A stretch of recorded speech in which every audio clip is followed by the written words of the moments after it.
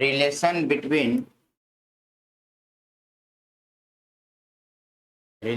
between two similar number.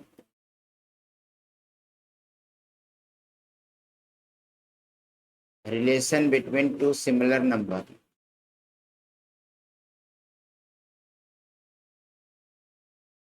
is called ratio.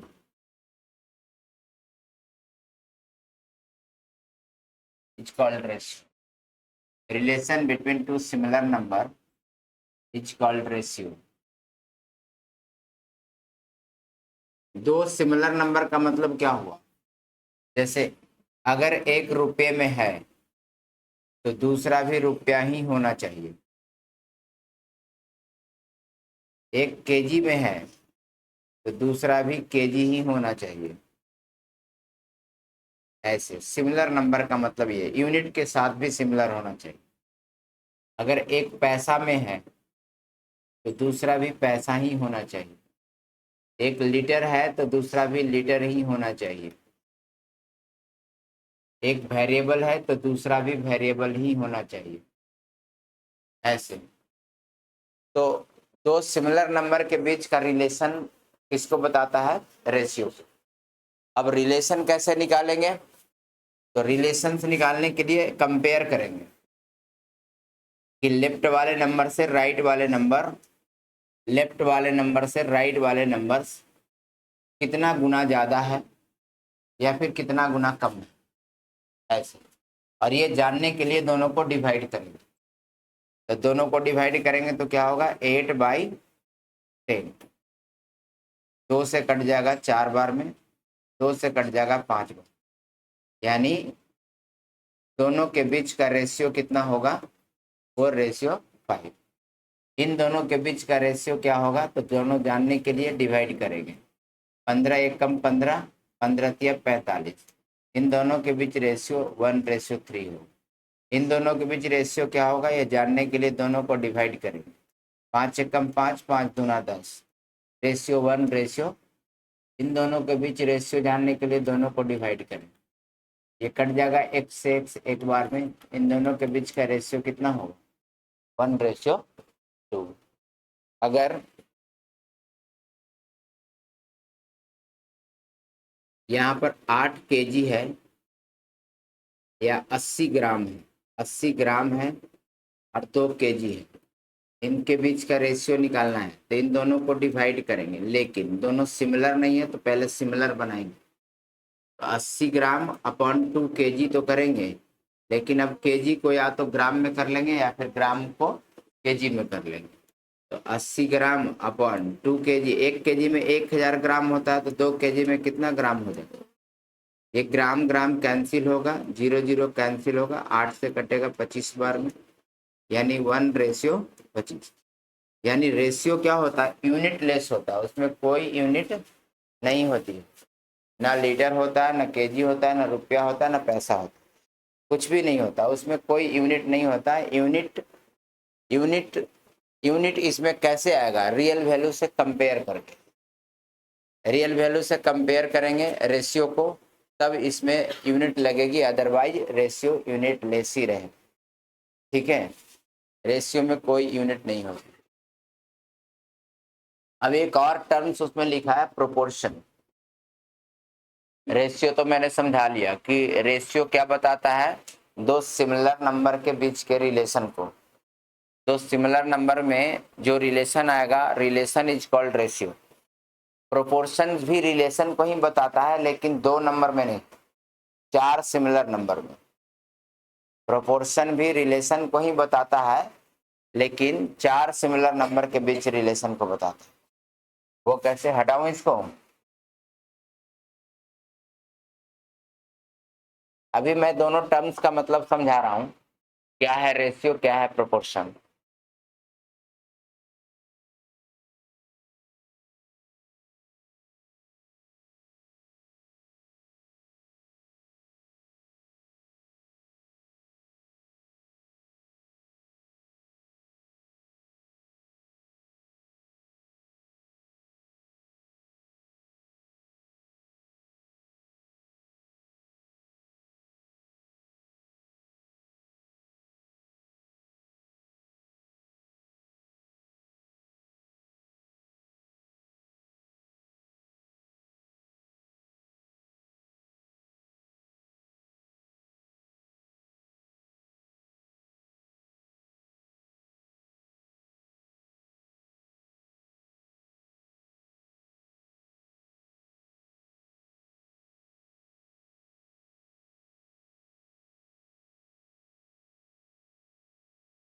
आगे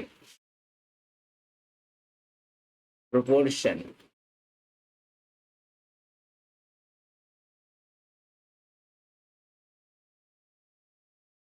एक second, ratio को आप इस फॉर्मेट में लिखेंगे, ए और बी अगर दो नंबर हैं तो इस रेशियो का मतलब होता है डिवाइड करना,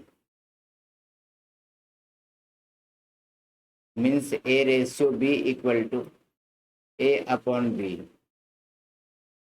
अब लिखना प्रोपोर्शन।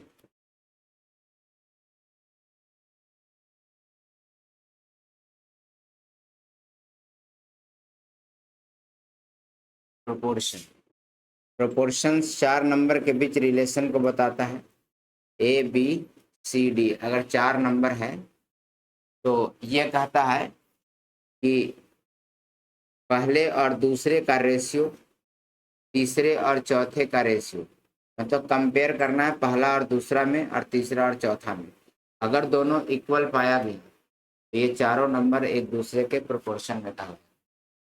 मतलब इसका रेशियो नंबर इक्वल नहीं, नंबर का रेशियो इक्वल होना चाहिए। रेशियो कैसे निकालेंगे? डिवाइड करके। तो ए और बी का रेशियो सी और डी के रेशियो के बराबर होना चाहिए।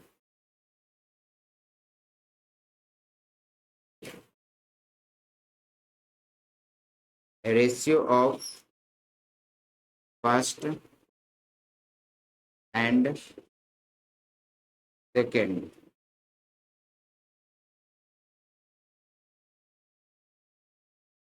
Number is equal to the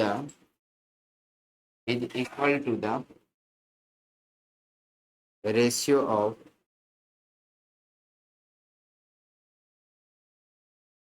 third and fourth number.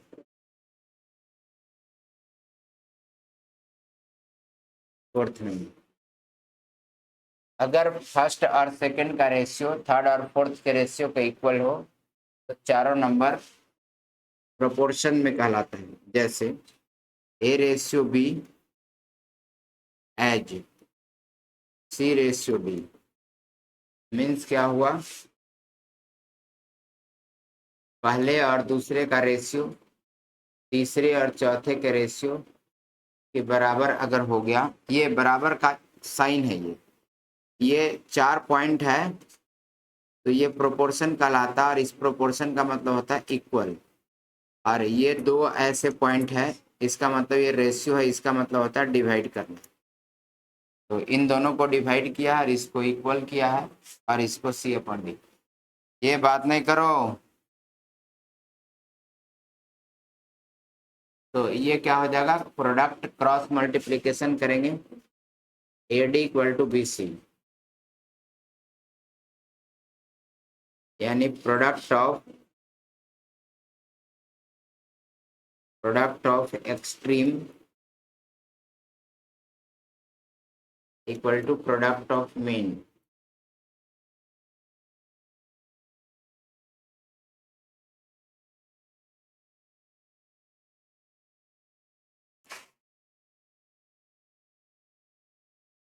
Extreme का मतलब साइड वाले, कोर वाले।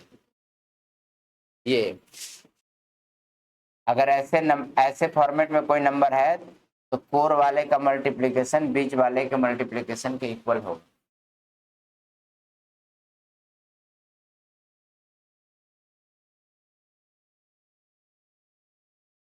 दोनों किनारे वाले का मल्टीप्लिकेशन दोनों बीच वाले के मल्टीप्लिकेशन के इक्वल होना चाहिए, तभी ये चारों नंबर एक दूसरे के प्रोपोर्शन कहलाएगा।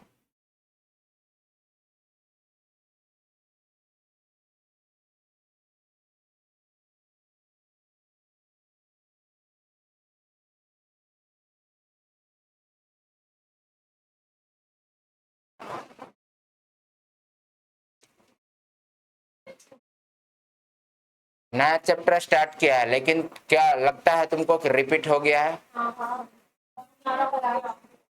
मुझे भी लग रहा था इस बात का।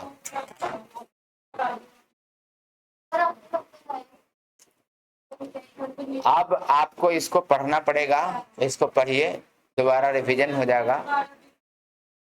क्या हो जाएगा?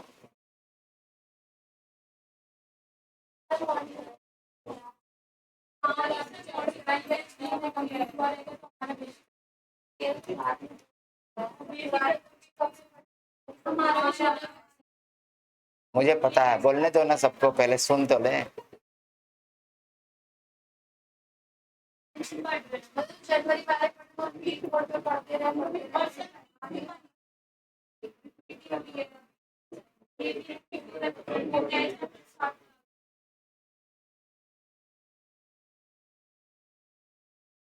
एक चैप्टर खाली रिपीट होगा, इसके बाद रिपीट नहीं होगा। है?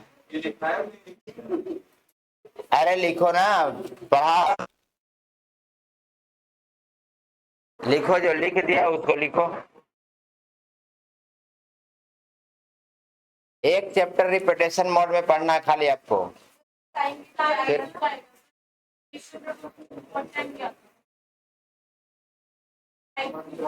इसमें दो ही ऐसे बच्चे हैं जिनको रिपीट हो रहा है, बाकी किसी का रिपीट नहीं।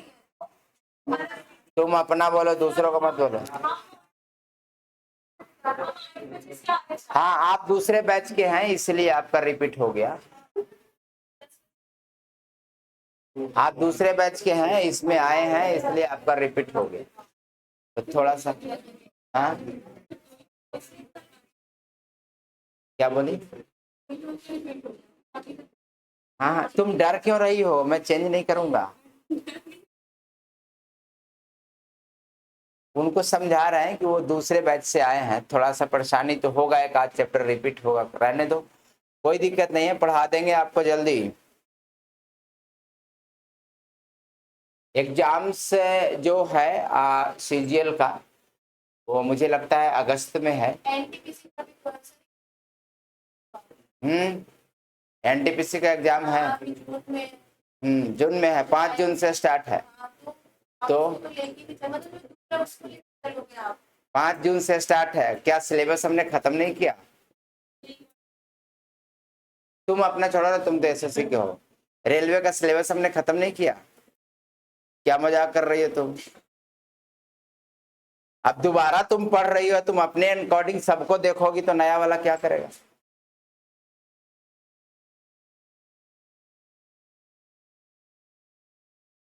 हम्म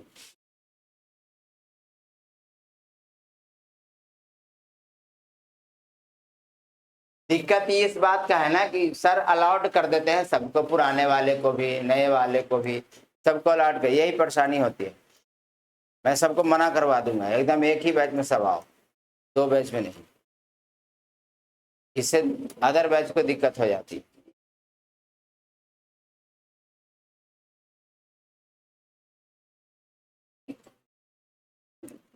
एक चैप्टर रिपीट कराएंगे, फिर पीछे से सिलेबस स्टार्ट कर देंगे। जिसका रिपीट हुआ होगा रिपीट हुआ होगा, नहीं फिर पीछे से स्टार्ट कर देंगे तो किसी का रिपीट नहीं होगा, आगे से फिर छोड़ देंगे, सब पार्टे छोड़ देंगे, पीछे से स्टार्ट हो जाएगा सिलेबस। खाली रेशियो इसलिए पढ़ा रहे हैं ताकि रेशियो का सारे चैप्टर में यूजेज है। हाँ, नहीं नहीं, ये इस चैप्टर का सारे चैप्टर में यूजेज है, इसलिए इसको पढ़ाने के बाद पीछे से भी स्टार्ट कर देंगे सिलेबस, तो कोई फर्क नहीं पड़ेगा। तो सहन आप इसके लिए भी कीजिए, सिर्फ एक चैप्टर के लिए। बाकी किसी भी चैप्टर को पढ़ने से, रेशियो के बाद किसी भी चैप्टर को पढ़ लेंगे तो आपको कोई दिक्कत नहीं होगी। ऐसा नहीं है कि स्टेप बाय स्टेप ही उसको पढ़ाया जाए। कॉम्पिटिटिव लाइन में किसी भी चैप्टर को पहले पढ़ाया जा सकता है, लेकिन 3 चैप्टर पढ़ने के बाद percentage, ratio, proportion, alligation and partnership, इतना पढ़ने के बाद आप किसी भी चैप्टर को पहले पढ़ ले, उसका कोई फर्क नहीं पड़ता। हाँ, हो गया यहाँ तक सबका?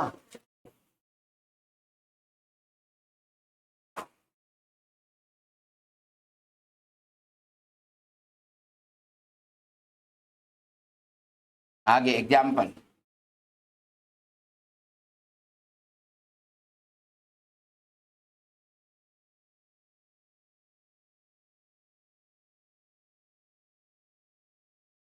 क्वेश्चन है, 2x ratio 12 as as as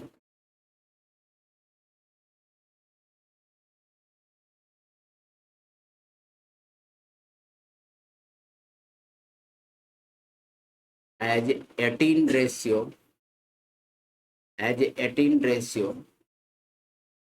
4 ऐसा। अब x की वैल्यू आपको निकालना है।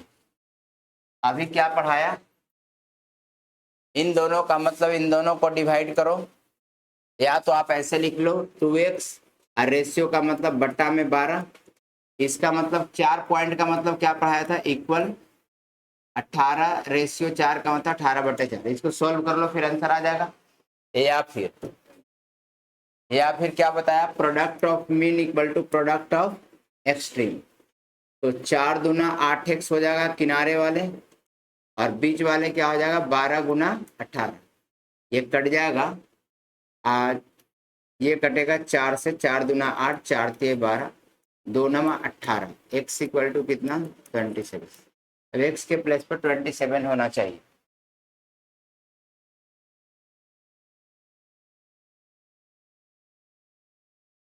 आगे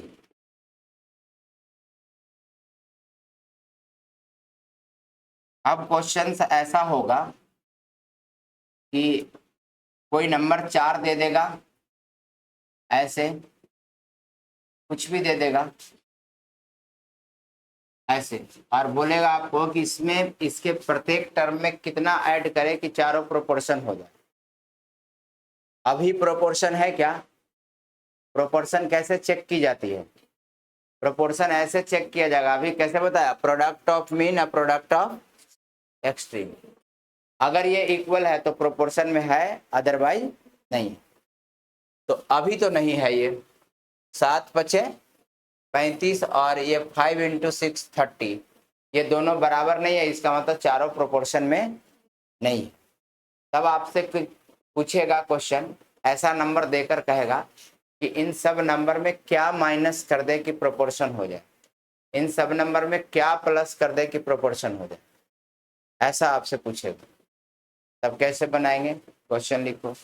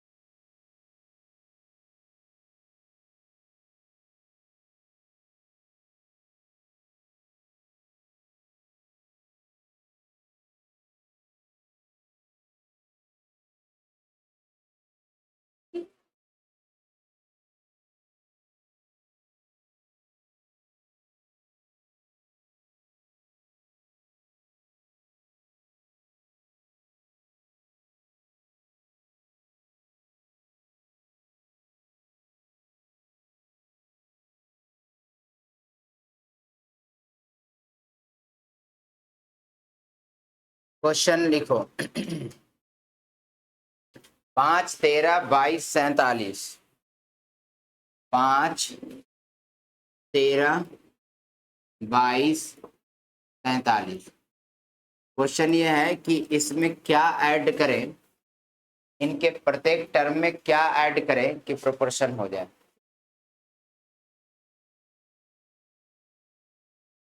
आंसर बताओ। इसके प्रत्येक नंबर में क्या ऐड कर दिया जाए कि प्रोपोर्शन हो जाए। अभी तो प्रोपोर्शन नहीं है क्योंकि बीच वाला मल्टीप्लाई करेंगे तो अलग होगा और साइड वाला मल्टीप्लाई करेंगे तो अलग होगा।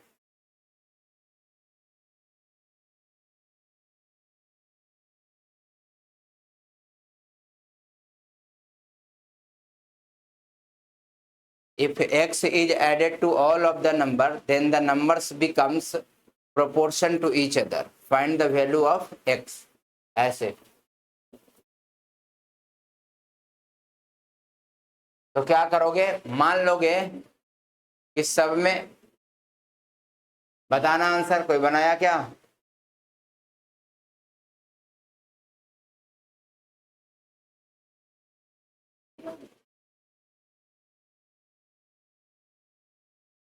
दो तरीके हैं क्वेश्चन बनाने का। एक तो आप ऑप्शन से बना लोगे क्वेश्चन को,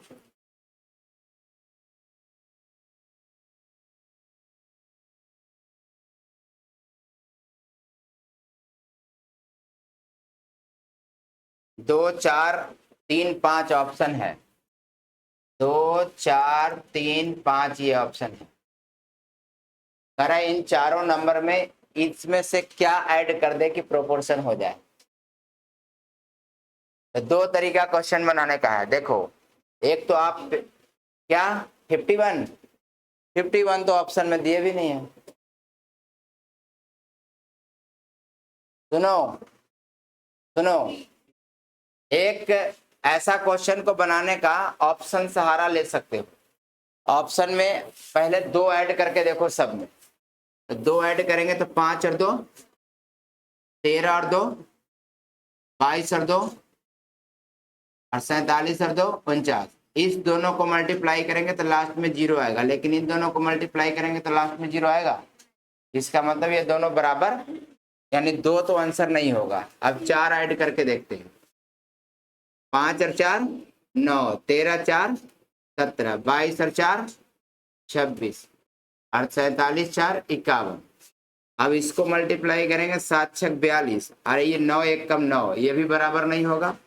इसका मतलब 4 भी आंसर नहीं हो सकता। 3 देखते हैं, 5 और 3 8, 13 और 3 16, 22 और 3 25, 47 और 3 50। ये हो गया, क्योंकि इन दोनों का रेशियो 1:2, इन दोनों का भी रेशियो 1:2। इसको मल्टीप्लाई करेंगे 400, इसको भी मल्टीप्लाई करेंगे 400। जैसे भी चेक करो, इक्वल आ गया कि नहीं आ गया। इसका मतलब इसका आंसर क्या होगा, 3। प्रत्येक टर्म में 3 ऐड करेंगे तो प्रोपोर्शन हो जाएगा। तो अगर कुछ नहीं दिमाग काम करेगा पेपर में तो ऑप्शन का सहारा ले लेना। ऑप्शन वाले ऐड कर करके देखना, जिसको ऐड करने से प्रोपोर्शन हो गया वही आंसर होगा। प्रोपोर्शन कैसे चेक करेंगे, दो तरीके से, या तो पहला और दूसरा का रेशियो निकाल के, नहीं तो बीच वाले को मल्टीप्लाई करके, बीच वाले और साइड वाले अगर इक्वल आ गया तो प्रोपोर्शन कहलाएगा। तो हमने चेक किया, बीच वाले को मल्टीप्लाई किया तो 400 आया और साइड वाले को भी मल्टीप्लाई किया तो 400 ही आया। इसका मतलब ये प्रोपोर्शन हो गया। कितना ऐड करने से, 3 ऐड करने से। अब बनाएंगे कैसे वो सीखो। ये तो ऑप्शन से आप बना लिए, आंसर तक तो पहुंच ही सकते हैं। ऐसे बनाएंगे कैसे वो देखो। 5 13 22 47।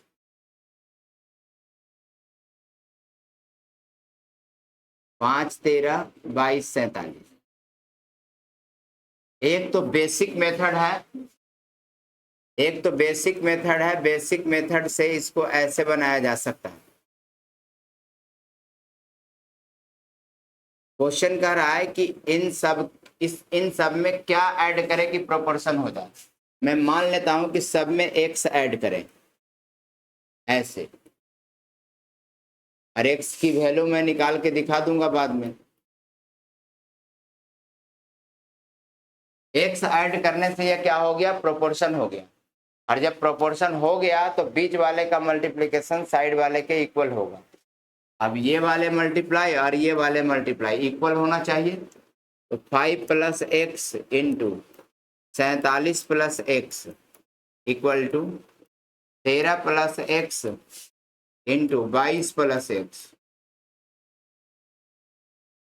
अब इसको मल्टीप्लाई करेंगे तो क्या हो जाएगा, 47 इंटू 5, 7 × 5 = 35, और 5 × 20 और 3 = 23, 235, और 5 को x से मल्टीप्लाई करेंगे 5x हो जाएगा, x को 47 से करेंगे तो 47x हो जाएगा, plus x² equal to 13 into 22, 13 दूना 26, 13 दूना 26 और 2 28, 286 प्लस 13x प्लस 22x और प्लस x²। क्या x² से x² कैंसिल होगा। अब इस साइड 235 है, उसको उस साइड लेकर चला जाओ, ये इस तरफ आ गया 52x, और इस तरफ कितना है 22 और 13 35 है, 35x इस तरफ माइनस हो जाएगा, बराबर 235 माइनस होगा 286। हाँ कहाँ पे, कहाँ पर 51 हो,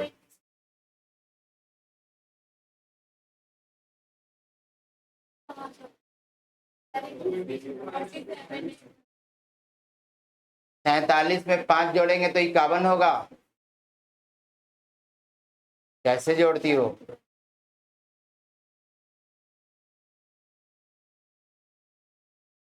तो ये 235 माइनस हो जाएगा इसमें से 235,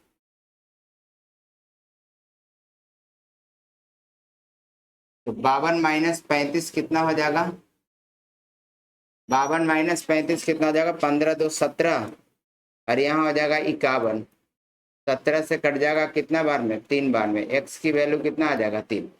तो ये एक बेसिक प्रोसेस था जिससे क्वेश्चन को बना सकते थे आप, लेकिन इसमें थोड़ा टाइम लग जाता, सब में x जोड़ के प्रोपोर्शन कर दिया। शॉर्टकट कैसे बनाएंगे इसको, जो आपको आसान लगेगा वो करना है पेपर में। अगर आपको लगेगा कि नहीं ऑप्शन ही आसान है तो ऑप्शन को पकड़ के आंसर निकाल देना। आप शॉर्टकट देखो क्या करना, मिटा दो इसको ना। अच्छा अगर ये कहता कि क्या माइनस कर दे, तब इसमें सब में x माइनस कर देते हैं, x की वैल्यू निकाल देते हैं। कैसे, product of mean equal to product of extreme से।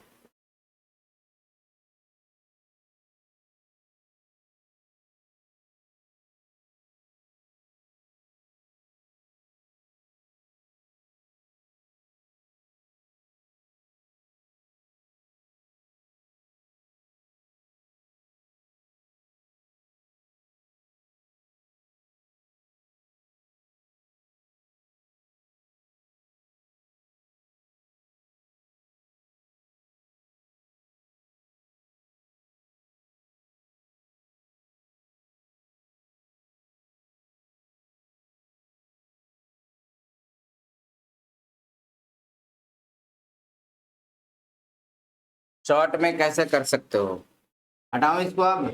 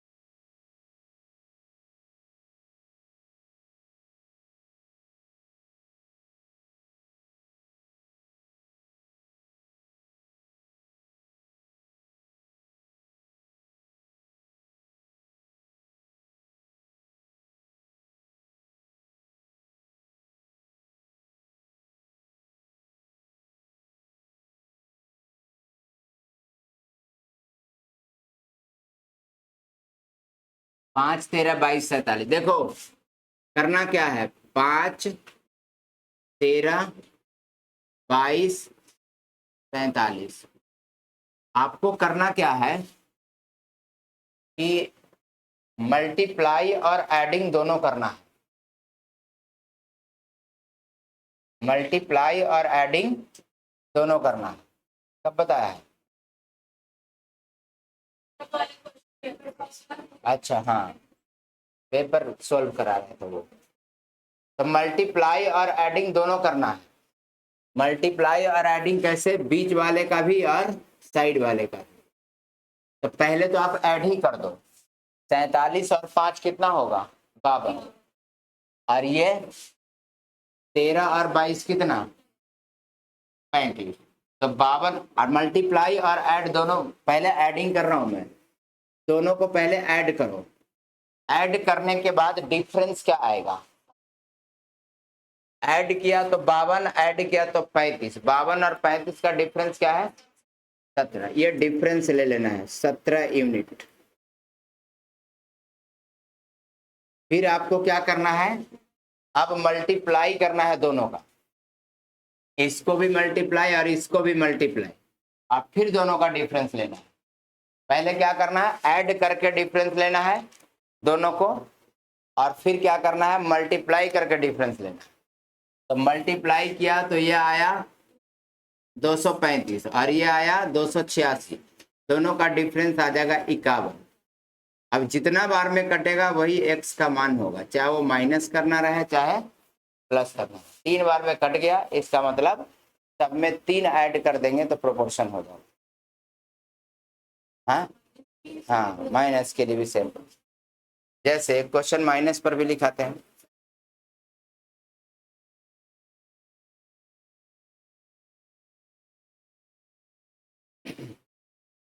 यहाँ लिख लेना ऐसे, ऐड करके डिफरेंस निकालना है और मल्टीप्लाई करके डिफरेंस निकालना है। मल्टीप्लाई करके डिफरेंस निकालना है।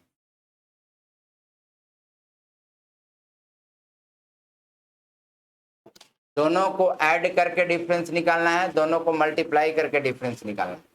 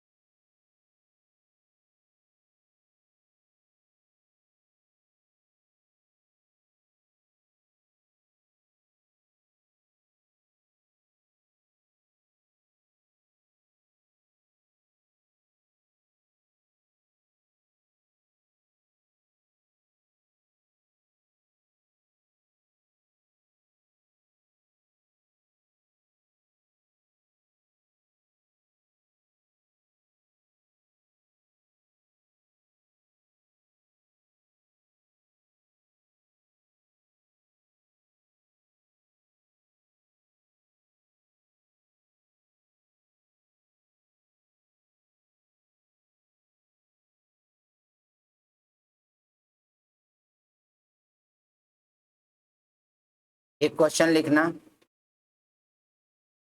when x is added, question लिखना और बनाओ। ये एसएससी सीजीएल 2023 में पूछा है। when x is added to each of 9, 15, 21 and 31, 9, 15, 21 and 31 the numbers so obtained are in proportion. The numbers so obtained are in proportion. The numbers so obtained are in proportion.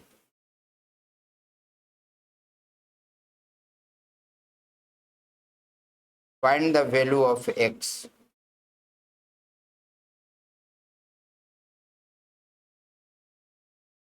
यदि 9, 15, 21 और 31 के प्रत्येक पद में यदि 9, 15, 21 और 31 के प्रत्येक पद में x जोड़ दिया जाए तो प्राप्त संख्या समानुपाती हो जाता है।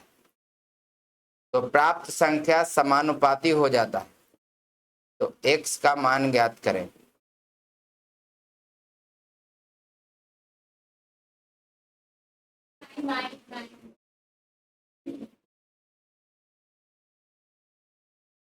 सबका 9 आ गया?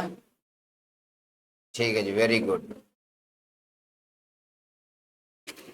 ये अब बेसिक से मत बनाओ, इसे जल्दी कर लो जैसे बताएं। मैंने कहा कि बीच वाला ऐड करो और साइड वाला ऐड करो। दोनों को ऐड करने के बाद कितना है? 31 और 9 40। साइड वाला ऐड किया और बीच वाला ऐड किया। 15 और 21 कितना? 36। इन दोनों का डिफरेंस क्या है? 4। आप क्या करेंगे? मैं पूरा लिख दूं। 9 + 31 बराबर 40 और 15 + 21 बराबर 36। अब इन दोनों की डिफरेंस कितना होगा? 4 यूनिट। इसका काम खत्म। ऐसे ही आपको क्या करना है? दोनों को मल्टीप्लाई भी करना है। 9 × 31, 9 9 × 27 279 और 15 × 21, 15 1 कम 15, 15 दूना 30 और 1 31 315। अब इन दोनों का डिफरेंस क्या है? तो माइनस कर दो। माइनस करेंगे तो कितना आ जाएगा? 36। अब ये 4 यूनिट की वैल्यू 36 हो गया। कितना बार में कटेगा? 9 बार। तो 9 आंसर हो जाएगा। ऐसा मैं लिखा है। ठीक है, आगे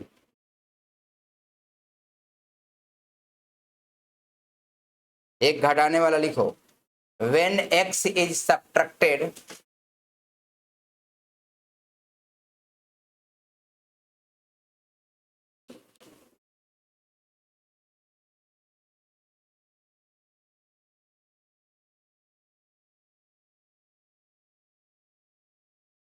when x is subtracted from each of the number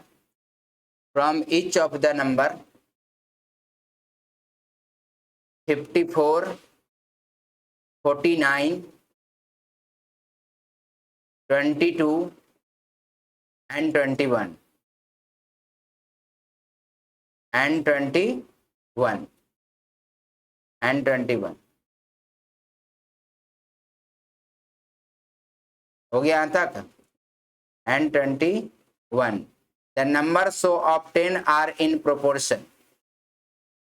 The numbers so obtained are in proportion. Find the ratio of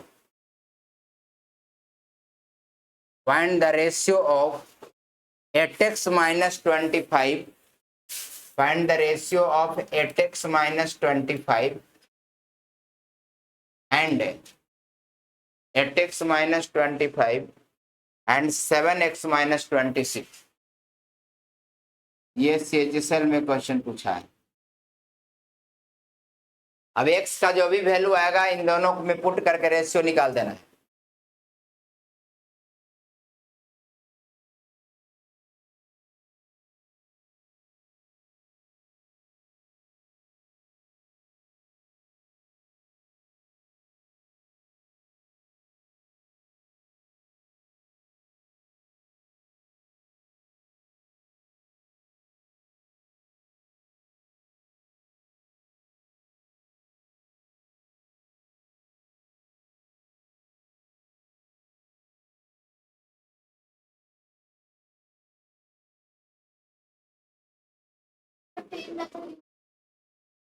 हाँ, कितना आया?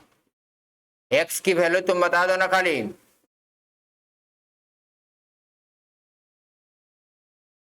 कितना है एक्स का वैल्यू? कितना? 14। 14 इज राइट आंसर।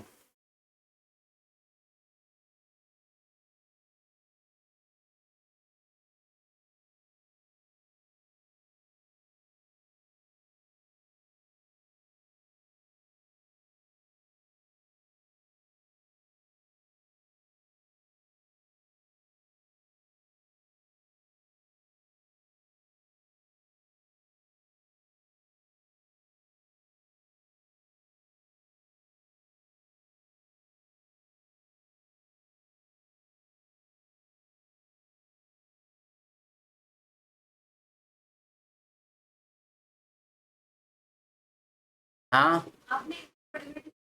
अच्छा, उसका भी उपाय कर देंगे, रुको पहले बना तो लो। 87 रेशियो, ऑप्शन में तो ऐसा नहीं है। ऑप्शन है 29/24, 15/13, 27/26 और 5/4।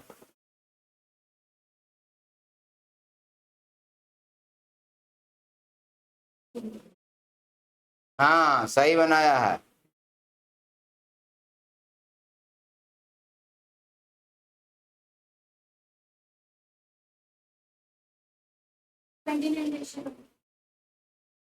देखो, जिस बच्चे को लगता है कि सर आपने इतने बड़े बड़े नंबर दे दिया है, मल्टीप्लाई करने में मेरा हालत खराब हो रहा है और एडिंग करने में भी हालत खराब हो रहा है, उसके लिए एक उपाय और है कि आप कम मल्टीप्लाई करें, ज़्यादा ना करें। जैसे इसी क्वेश्चन को बनाना रहता तो जहां पर ज़्यादा मल्टीप्लाई करना पड़ेगा ना, वहां पर इस प्रोसेस, सबको देखो यहाँ कैलकुलेशन को बचा रहा हूं आपका।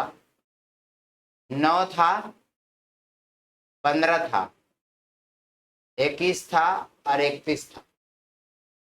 आपको क्या करना है, आपको क्या करना है, इन दोनों का डिफरेंस लेना है और इन दोनों का भी डिफरेंस लेना है। क्लियर? कितना डिफरेंस है? और इसका 10।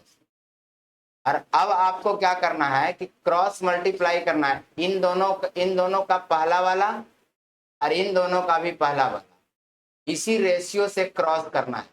10 नमा 90, ये तो जल्दी होगा ना, कि ये भी नहीं आता है। और 21 छक्का 126, 126 माइनस 90 बराबर 36, डायरेक्ट आ गया 36। देखो ना, ये आ रहा है 21 छक्का 126 और ये आ रहा है 90। 126 में से 90 माइनस होगा तो कितना? 36। और रेशियो का डिफरेंस क्या है? 4 से भाग दे दो, आंसर आता। देखो 9 था। अभी वाले क्वेश्चन को थोड़ा देखते हैं। मतलब कैलकुलेशन कम करना पड़ेगा आपको, मल्टीप्लाई नहीं करना पड़ेगा आपको, एडिंग नहीं करना पड़ेगा अगर आप ऐसा करते हैं तो। रुको, अभी वाले क्वेश्चन जो आपको ज्यादा मल्टीप्लाई करना पड़ रहा है उसका उपाय कर देते हैं। अच्छा कि तुम छेड़ के बीच में। क्या था नंबर?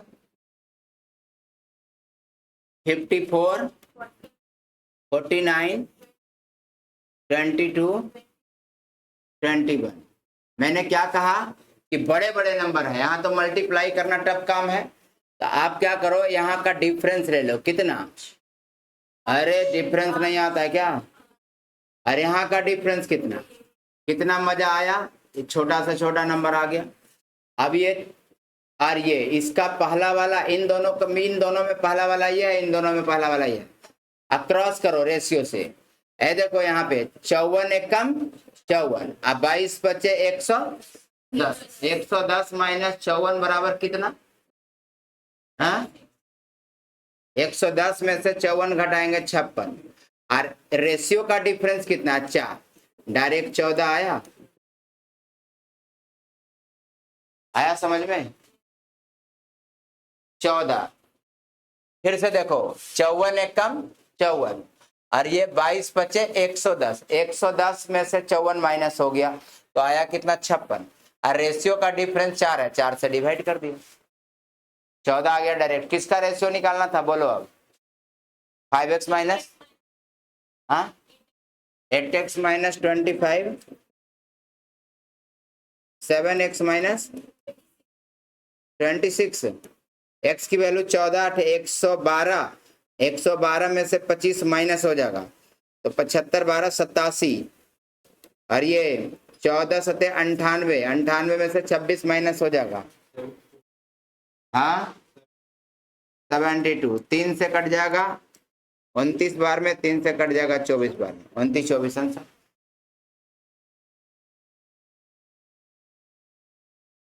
बताया होगा अगर पढ़े होंगे तो, वाह वाह मत करो।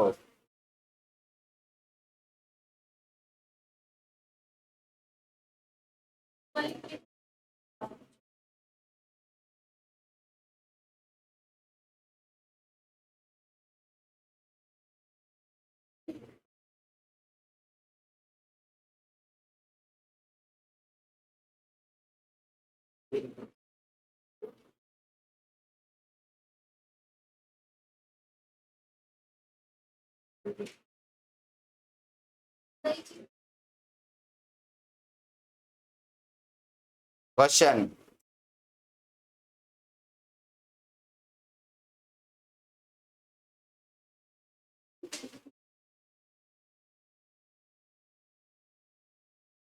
if x is subtracted from each of if x is subtracted from each of if x is subtracted from each of 19 27 38 and 57 19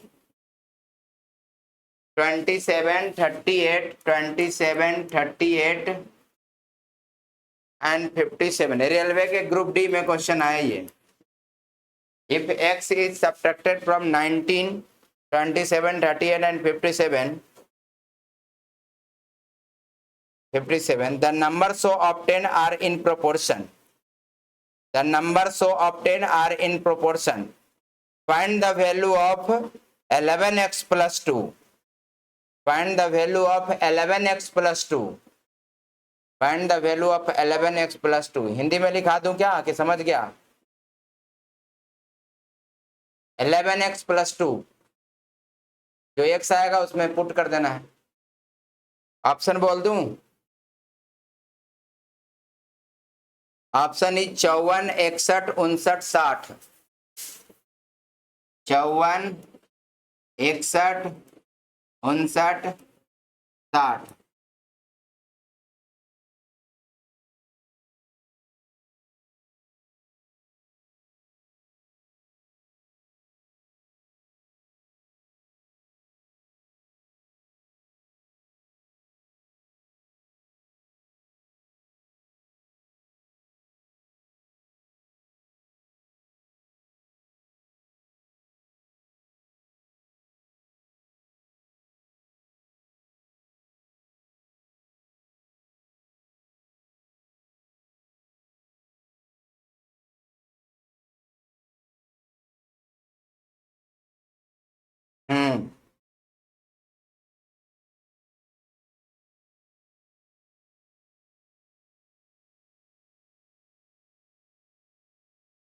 कितना आया आंसर?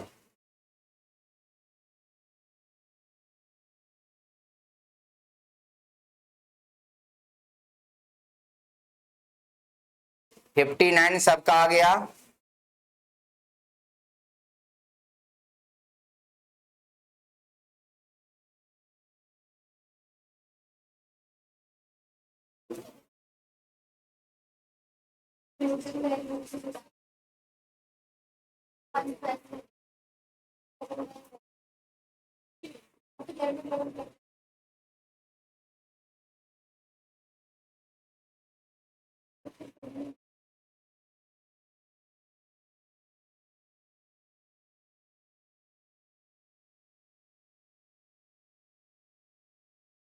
(11x + 2) लिखो 11x + 2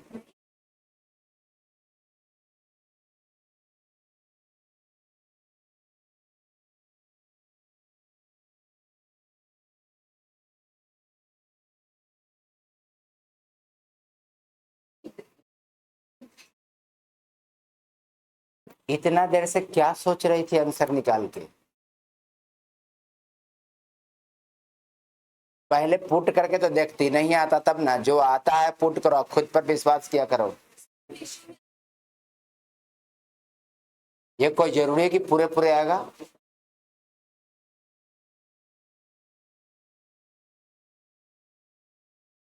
54 61 59 60, 54 61 59 60। यहां पर आपने गैप निकाला तो कितना आया? 8। यहां पर गैप निकाला तो कितना आया? हाँ,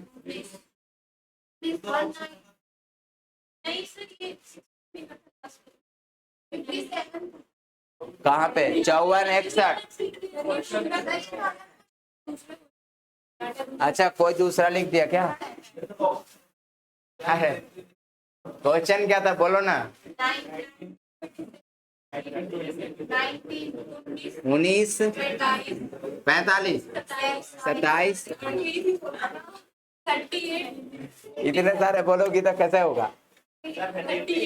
38 57। यहाँ डिफरेंस कितना? ठीक है, आपने क्रॉस मल्टीपल किया, देखो कैसे करना है क्रॉस।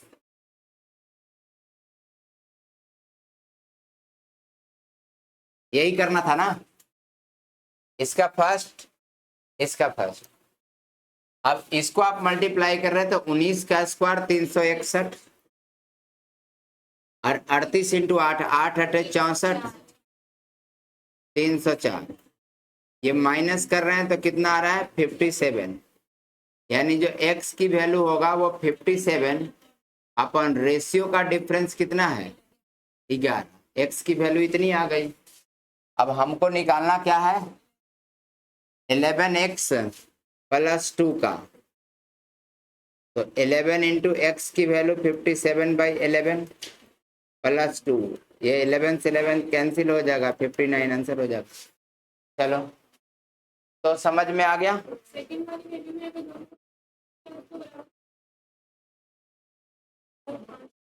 हाँ,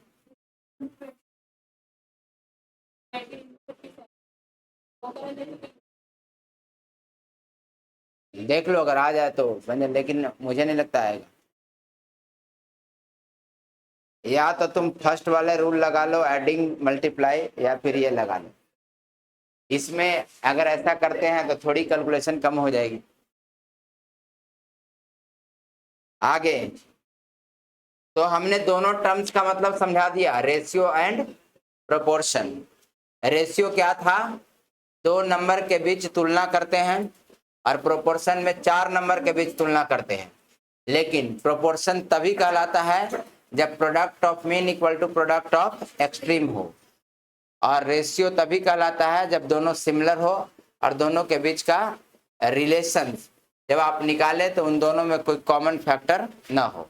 कॉमन फैक्टर का मतलब ये कि 8:16 नहीं लिख सकते हैं इसको आप, इसका रियल रेशियो क्या होगा? 1:2। 8 दूना 16, ये इसकी इक्विवेलेंट रेशियो है, बट रियल रेशियो नहीं है। रियल रेशियो ये है। इक्विवेलेंट रेशियो कुछ भी हो सकता है, किसी भी रेशियो में किसी नंबर से आप मल्टीप्लाई कर देंगे तो उसके रेशियो पर कोई फर्क नहीं पड़ेगा। तो इक्विवेलेंट रेशियो हम लोग बनाकर सवाल को कभी कभी करते हैं कैलकुलेशन आसान करने के लिए, लेकिन जो रियल रेशियो होता है उसमें कोई कॉमन फैक्टर होना नहीं चाहिए। कॉमन फैक्टर का मतलब 8 और 16 अगर कट रहे हैं तो इसको आपको मैक्सिमम काट देना है जहां तक वो कटे। 8 एकम 8, 8 दूना 16, ना कि 8:16 ही लिखना है। तो 2 नंबर के बीच अगर रेशियो निकालना हो तब आप उसमें मैक्सिमम कॉमन फैक्टर को कैंसिल आउट करेंगे और तब आंसर लिखेंगे। ठीक है, क्वेश्चन बनाने के लिए इक्विवेलेंट बनाकर क्वेश्चन आप बना लो, लेकिन फाइनल जो आंसर लिखाएगा वो without common factor, common factor को हटा के ही लिखेंगे।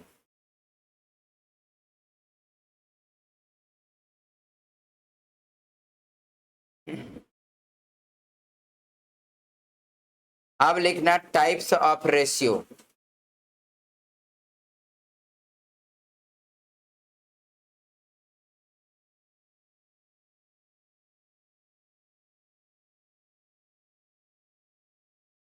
अच्छा बताओ, मैं अगर ऐसा कहता कि 3 घंटा 20 मिनट और 1 घंटा 50 मिनट का रेशियो कितना होगा, तो आप क्या करते?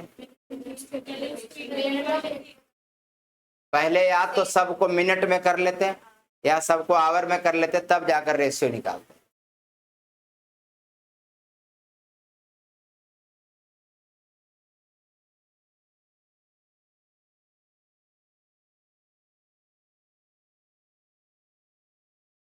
Types of ratio.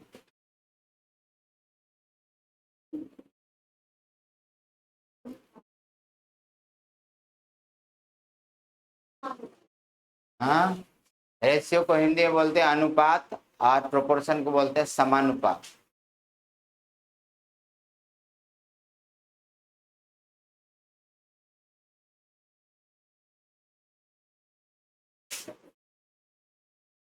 Equivalent ratio का मतलब होता है समतुल्य अनुपात। समतुल्य अनुपात, इसके इसके समतुल्य क्या क्या हो सकता है? जैसे जैसे 2:3 है, इसका मतलब क्या हुआ? 2/3, यही हुआ ना। अब आप इक्विवेलेंट बनाने के लिए इसमें किसी भी नंबर से नोमिनेटर और डिनोमिनेटर दोनों में मल्टीप्लाई कर सकते हो। जैसे आप 2 और 2 से मल्टीप्लाई कर लो इसको, तब ये कितना हो जाएगा? 4/6। यानी इन दोनों की इक्विवेलेंट रेशियो क्या हो गया? 4:6। मतलब ये वाला रेशियो और ये वाले रेशियो दोनों एक ही है, लेकिन इसके इक्विवेलेंट है, समतुल्य है, वो दोनों एक ही है। इस पर और इस पर दोनों में से किसी से भी क्वेश्चन बनाएंगे तो आंसर पर कोई इफेक्ट नहीं पड़ेगा। तो जो जहां पर आसान होगा वो काम करेंगे। आपको अगर लगेगा कि नहीं 2:3 से ही क्वेश्चन बनाना आसान है, तो आप 2:3 यूज करके बनाए। नहीं तो आपको अगर लगे कि नहीं इक्विवेलेंट अगर बना देंगे तो ज़्यादा आसान रहेगा क्वेश्चन बनाना, तो वो आपको धीरे धीरे अनुभव हो जाएगा कि किस रेशियो पर क्वेश्चन बनाना है। वैल्यू इंक्रीज होने से क्या होगा? रेशियो का डिफिनेशन आपने क्या पढ़ा?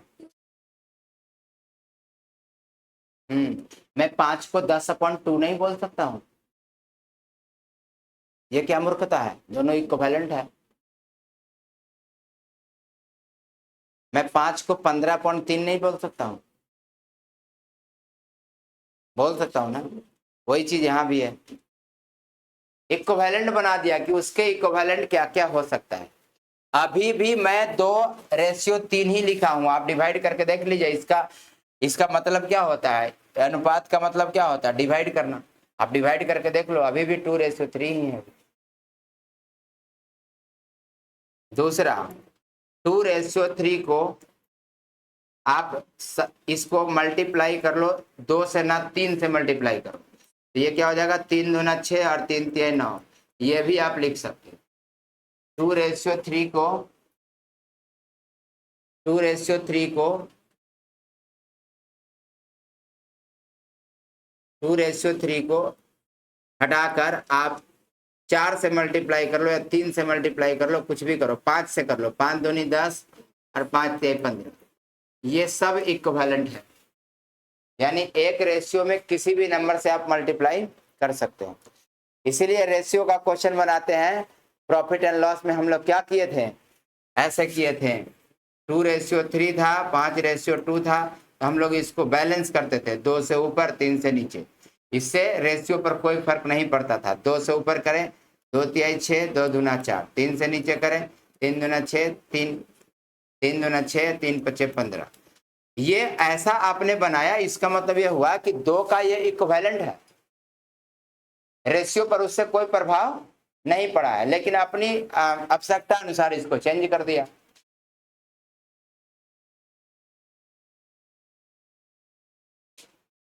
कुछ से कर लो, क्या फर्क पड़ता है? अरे प्रॉफिट एंड लॉस में बराबर करने के लिए हम लोग ऐसा करते थे ना। क्यों करते थे?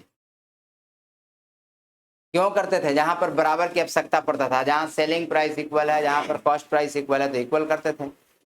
और इक्वल करने का प्रोसेस क्या था कि अगर आप इक्वल कर रहे हैं तो उससे रेशियो पर कोई प्रभाव नहीं पड़ेगा। अभी भी आप रेशियो निकालोगे तो 2:3 ही है। अभी भी इसका रेशियो निकालोगे तो 5:2 ही है। तो इक्विवेलेंट रेशियो लिख लिया सबको ही।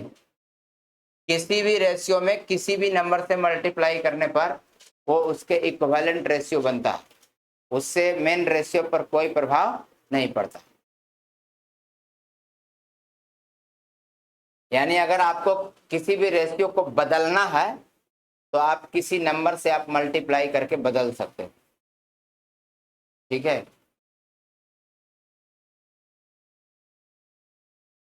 ये सब यूज करेंगे आगे जाकर। अगला इक्विवेलेंट के बाद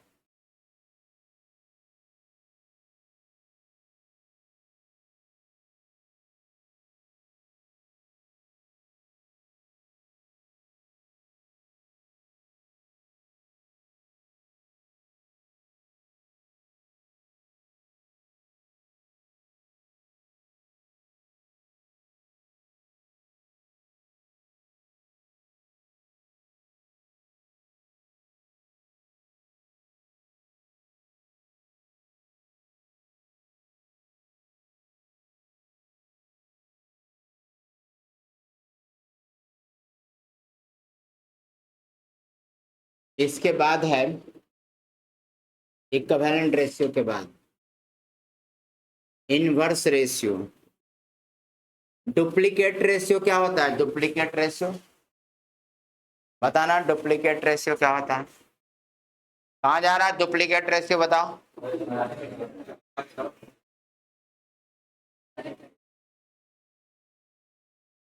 डुप्लीकेट रेशियो बताओ।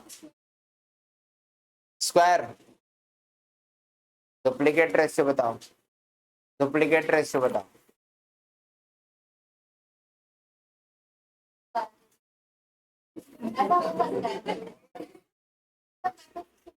अगर मैं 2:3 का डुप्लीकेट पूछूं तो क्या होगा?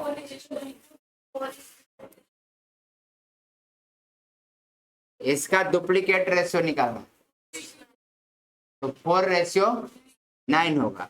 डुप्लीकेट रेशियो का मतलब इसका आप स्क्वायर कर दो, स्क्वायर का मतलब इसको 2 बार गुना कर दो, तो ये हो जाएगा 4 और ये हो जाएगा 9।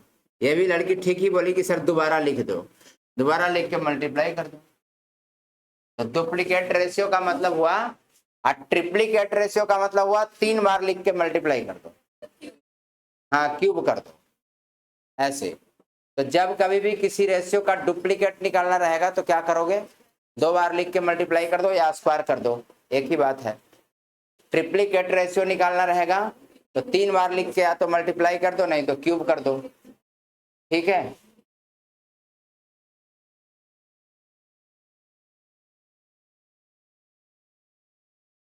तो ऐसे करके लिख लेना 2:3 डुप्लीकेट।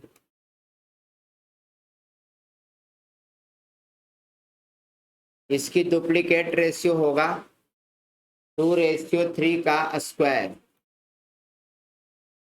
तो ये हो जाएगा 4:9। अगर आपको 4:5 का ट्रिप्लीकेट रेशियो निकालना हो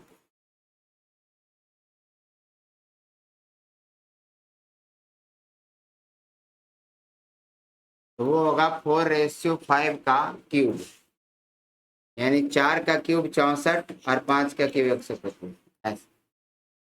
और इसी का उल्टा अगर आपसे स्क्वायर रूट रेशियो पूछे तो स्क्वायर रूट कर देना है, क्यूब रूट कर देना है ऐसे।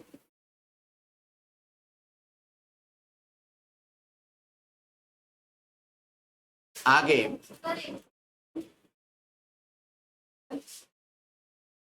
कंपाउंड रेशियो, हेडिंग बनाना compound ratio.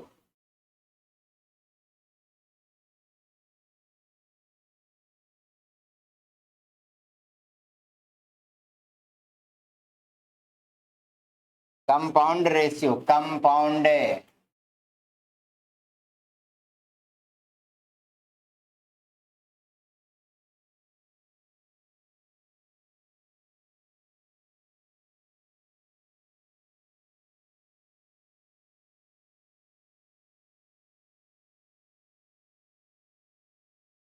Compound ratio.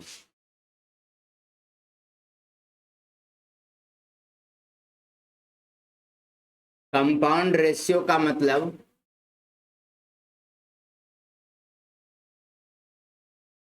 What is the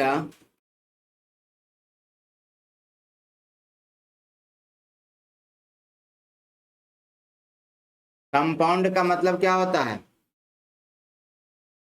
compound का मतलब अगर दो या दो से अधिक रेशियो दिया हुआ है तो उसको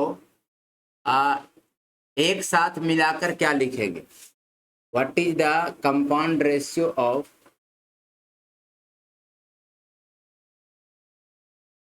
2:3, 5:4 एंड 6:1? इन तीनों का कंपाउंड रेशियो निकालना है। तो आपको ऐसे ही करना है, 2:3, 5:4 या फिर 2:3 को 2/3, 5:4 को 5:4, 6:1 को 6/1। इसका जो कैंसिलेशन वैल्यू होगा वो आंसर होगा। 2 2 जा 4, 3 2 जा 6, 2 से 2 कैंसिल, बचा क्या? 5/1, दैट मीन्स 5:1। इन तीनों का कंपाउंड रेशियो होगा 5:1। मतलब अगर दो या दो से अधिक रेशियो दी हुई है और उसका कंपाउंड निकालना है तो सब रेशियो को आपस में मल्टीप्लाई कर देना। ठीक है, मल्टीप्लाई करके जो उसकी सिंपलेस्ट फॉर्म आएगा वही कंपाउंड रेशियो कहलाएगा। समझ में आया? सिंपलेस्ट फॉर्म का मतलब काटने के बाद।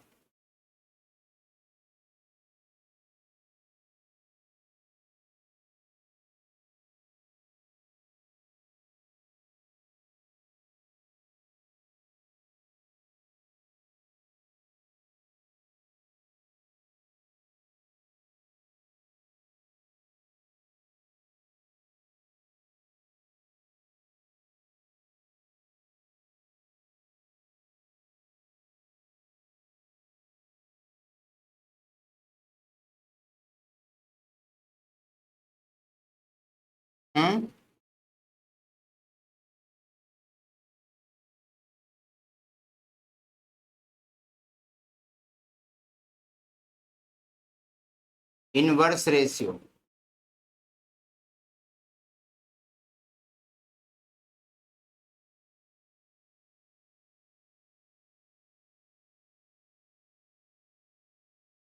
ऐसे निकलता है।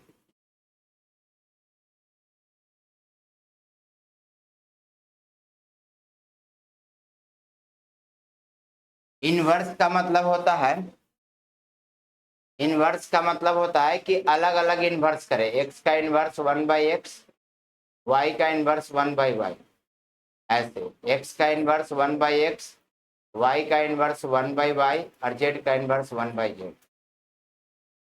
ऐसा होने के बाद जो डिनोमिनेटर का एलसीएम होगा उससे आपको मल्टीप्लाई कर देना है। तो इसका एलसीएम क्या होगा? एक्स और वाई का LCM X Y, X Y से आप मल्टीप्लाई कर दो। तो एक्स वाई से मल्टीप्लाई करेंगे तो एक्स से एक्स कैंसिल, क्या बच जाएगा? वाई, और वाई से वाई कैंसिल, क्या बच जाएगा? एक्स। ऐसा यहाँ इसका एलसीएम कितना हो जाएगा? X Y Z. अब एक्स से एक्स कैंसिल होगा तो बचेगा वाई जेड, और यहाँ वाई से वाई कैंसिल होगा, बचेगा जेड एक्स, जेड से जेड कैंसिल होगा, बचेगा एक्स।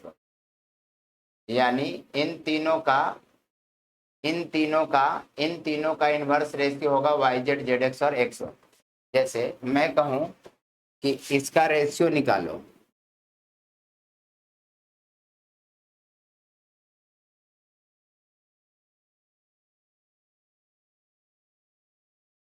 तब आपको क्या करना है कि एलसीएम से मल्टीप्लाई कर देना है। 5 से 15 दूना 30 से सबको मल्टीप्लाई कर दो। तो 2 से कट जाएगा 15 बार में, 3 से कट जाएगा 10 बार में, 5 से कट जाएगा 6 बार में। यही इसकी रेशियो है। ठीक है। अगर आपको बोलूं कि इसका रेशियो निकालो,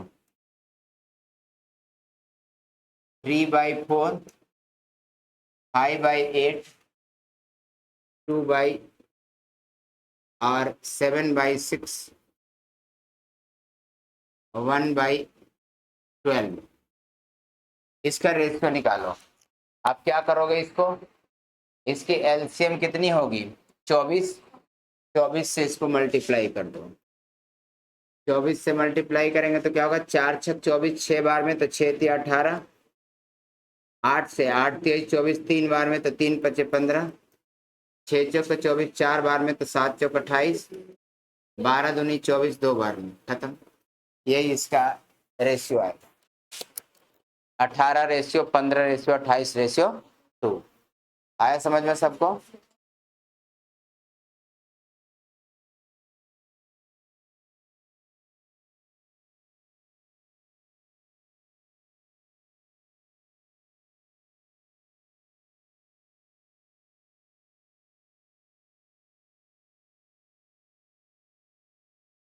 या आप हाइड करके काम कर सकते हैं, हाइडिंग मेथड भी बता देते हैं। मिटाओ इसको।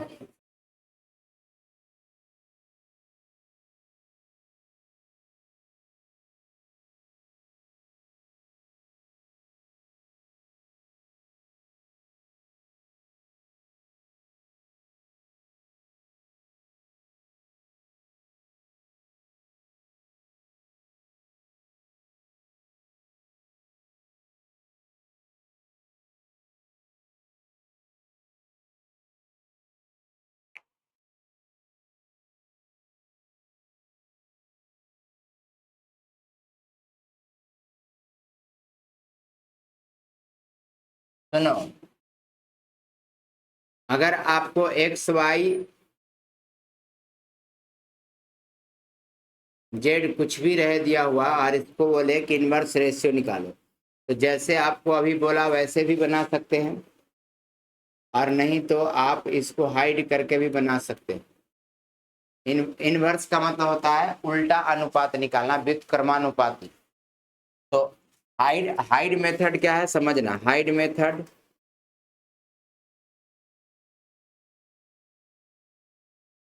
में जिसका इनवर्स निकालना उसको हाइड कर लेते हैं, तो 2 हाइड कर लेंगे तो बच जाएगा 5 और 3, मल्टीप्लाई करके लिखना है, 5 तिहाई 15।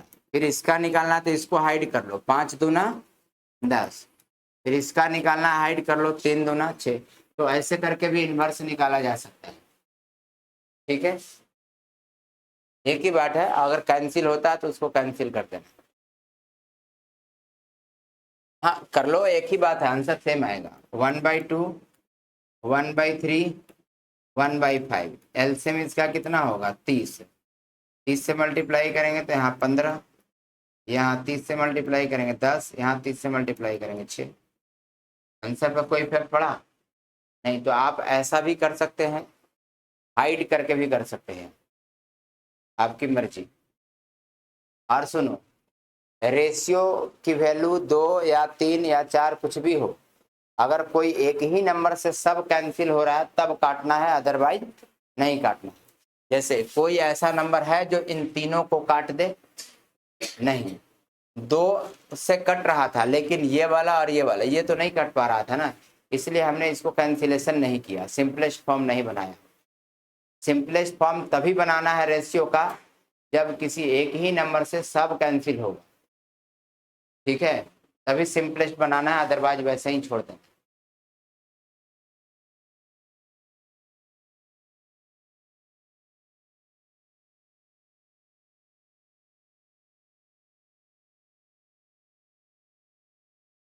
आगे अगर क्वेश्चन में ऐसा दिया हुआ हो,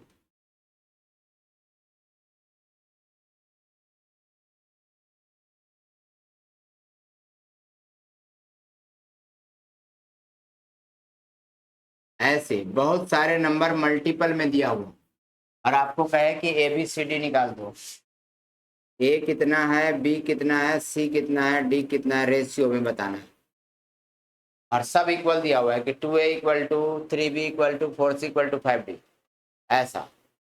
अब आपको तब भी आपको वही इनवर्स वाले प्रोसेस लगाना। अगर कोफिशिएंट फॉर्म में कोई नंबर आ जाए तब आप ABCD निकालने के लिए, या 3 ही नंबर होता तो ABC निकालने के लिए क्या करते, तब आप या तो एलसीएम जैसे लिए थे वैसे काम कर ले, नहीं तो हाइड कर ले। तो हाइड से भी काम कर सकते हैं, लेकिन हाइड में दिक्कत यह है कि अगर बड़े बड़े नंबर रहेगा तो ज़्यादा मल्टीप्लाई करना पड़ेगा। जैसे इसका निकालना है तो इसका निकालना है, ए का निकालना है तो ए को हाइड कर दिया, बचा क्या, तो 5, 4 और 30, तो 5 चौक 20, 20 से 60। यहाँ तो आसान है मल्टीप्लाई करना, लेकिन अगर बड़ा बड़ा रहता तो ज़्यादा गुना करना पड़ता ना। तो अभी तो मैं कर दूंगा 60। यहाँ पर बी का निकालना है तो बी हाइट 5 चौक 20, 20 दूना 40, और सी निकालना है, सी हाइट 5 से 15 दूना 30, और डी निकालना है तो डी हाइट 4 से 12 दूना 24।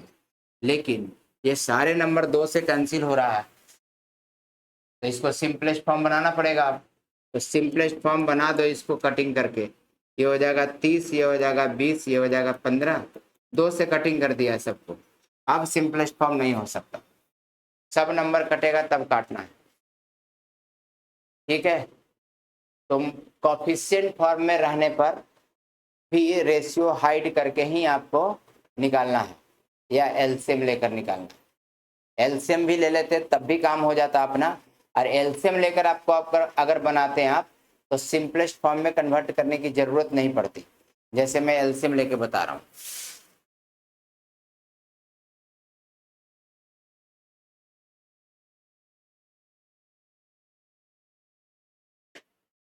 देखो, एलसीएम लेता सारे कोफिशिएंट का तो क्या आता, 60 होता कि नहीं होता।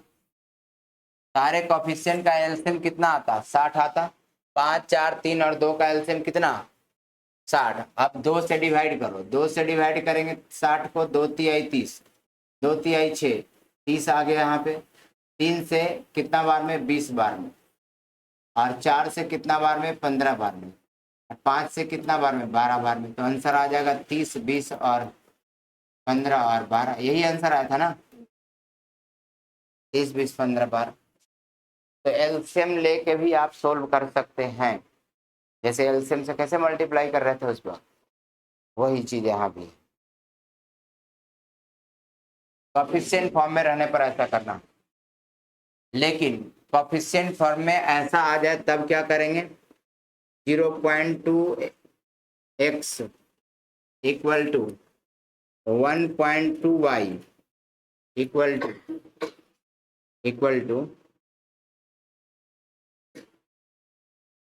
Equal to 15% of Z.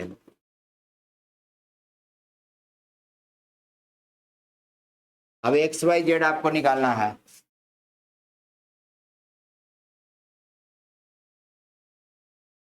अब अभी भी देखो ये कोफिशिएंट फॉर्मेट में ही है, अभी भी ये कोफिशिएंट फॉर्म में ही है। तो आप मल्टीप्लाई करेंगे तो डेसिमल का लफड़ा है। अच्छा, परसेंट का मतलब क्या होता है, परसेंट का मतलब होता है या तो बाई 100 करो, और नहीं तो 2 डिजिट के बाद डेसिमल दे दो, बात तो एक ही है। अगर आप 15% लिखते हैं तो या तो 15/100 करो, नहीं तो 15 में 2 डिजिट के बाद डेसिमल दे दो, दोनों बात एक ही है। तो परसेंट का मतलब डेसिमल आफ्टर 2 डिजिट, नहीं तो डिवाइड बाई 100, एक ही बात है। तो जहां पर 15% लिखा हुआ है वहां पर मैं 0.15 लिख सकता हूं ना, मतलब सब डेसिमल में है तो इसको भी डेसिमल में कन्वर्ट करो, और सब परसेंट में है तो इसको भी परसेंट में कर लो। ये सबको सिमिलर बना दो आप पहले, या तो डेसिमल है तो सब डेसिमल, परसेंट है तो सब परसेंट कर लो। तो मैं क्या करता हूँ कि इसको डेसिमल बना देता हूँ, परसेंट कर लो सबको। कैसा लग रहा है तुमको, परसेंट कर दूं, आपकी मर्जी। याद, हाँ,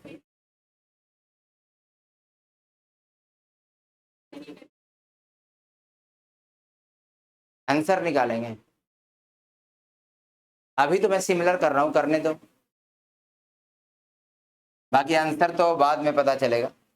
अभी आप सिमिलर करें, पहले 0.15 इसको कर लें, मैं परसेंट को हटा के 0.15 कर दिया और ये क्या हो गया, जेड। ऐसे क्वेश्चन लिखने के बाद नेक्स्ट स्टेप में बदल देना, ऐसे करना। अब देखना अभी भी ये सिमिलर नहीं हुआ है कंप्लीट। एक में डेसिमल 2 डिजिट के बाद है, इसमें भी 2 डिजिट, इसमें 1 डिजिट के बाद है। इसको भी सिमिलर बनाओ, कैसे, एक 0 लिखकर। 1.2 को 1.20 भी लिख सकते हैं। अब ये कंप्लीट सिमिलर हो गया, और जब सिमिलर हो गया तो बट्टा 100 बट्टा 100 बट्टा 100 सब में आएगा और वो सब कैंसिल हो जाएगा। कैंसिल हो गया ना, 100 से 100 100 से 100 सब कैंसिल। ठीक है जी, सिमिलर करने के बाद अब बचा क्या, सीधा कॉफिशिएंट फॉर्मेट, 20x 120y और 15z। या तो हाइड करके अब बना लो, xyz निकाल लो, नहीं तो एलसीएम। हाइड करेंगे तो ज्यादा मल्टीप्लाई करना पड़ेगा, उससे अच्छा एलसीएम निकाल लेते हैं। एलसीएम कितना होगा, 120 ही होगा एलसीएम इन तीनों का। तो 20 से कितना बार में, 6 बार में, 120 से 1 बार में और 15 से 8 बार में। इसका मतलब XYZ किस रेशियो में होगा, 6, 1 और 8 रेशियो में होगा। खत्म। तो जब ऐसा मिले तो आपको पहले बैलेंस करना है, पहले सिमिलर बनाना है, क्योंकि रेशियो का ये डिफिनेशन कहता है relation between two similar number. Similar number करने के बाद आप उसको फिर जल्दी कैलकुलेशन कर सकते हैं।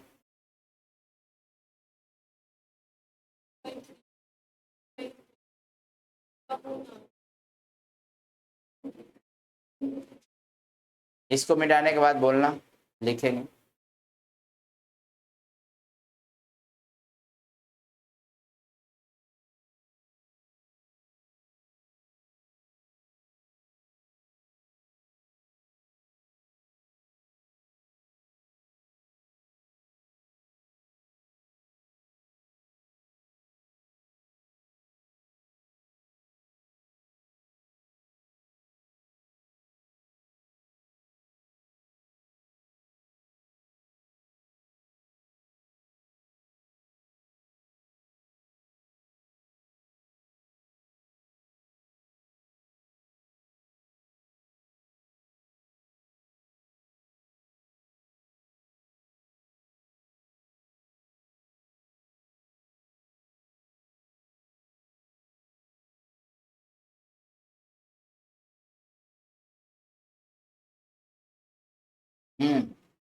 बोलो 2 बाई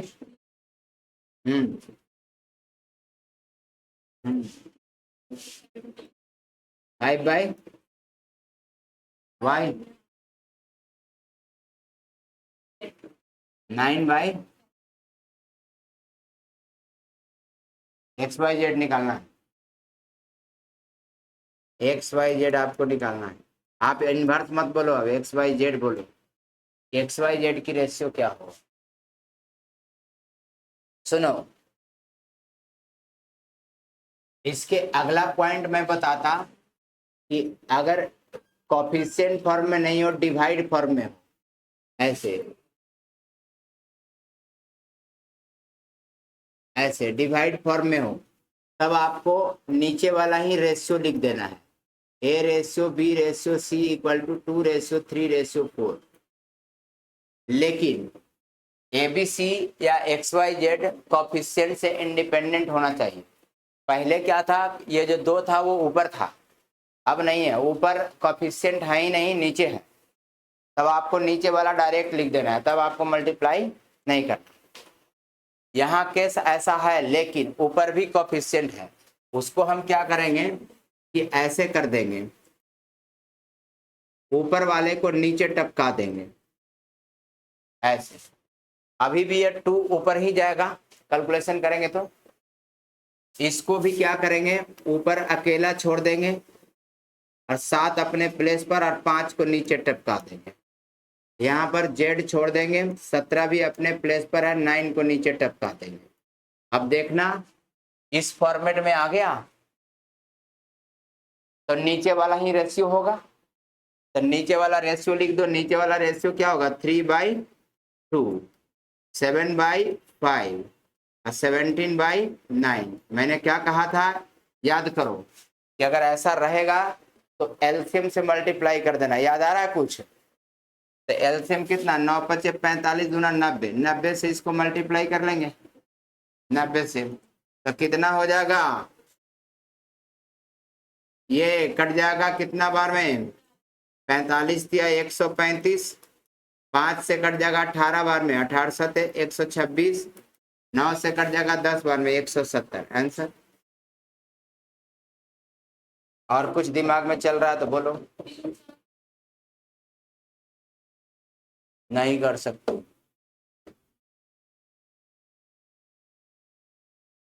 कुछ बोलने से पहले करके देखो, अगर इतना आया तो ठीक है, नहीं आया तो गलत है।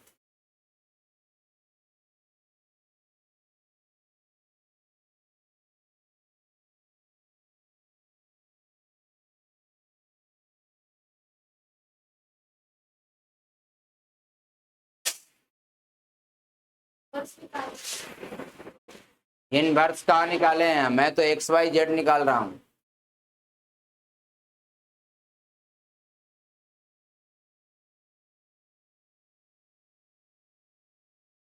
किसको? किसको? ऊपर वाले को? ऊपर वाले जो ABC लिखा है सो। इसको इसको क्या करोगी तुम? हाँ, 2×7 × 17, ऐसे ऐसे, फिर इसको क्यों छोड़ दी?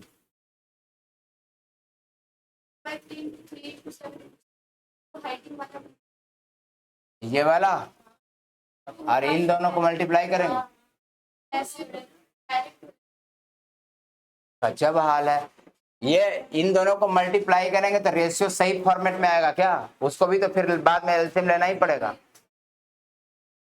कर तो सकते थे, लेकिन उसको उसको भी आप करो। करो, रुको, आप गजब का दिमाग लगा रही हो।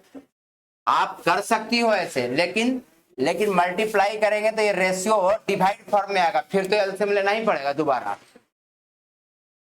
जो एलसीएम यहाँ ले रहे हैं वो एलसीएम तो वहां भी लेना पड़ेगा, फिर एक बार करने के बाद दोबारा एलसीएम लेना पड़ेगा।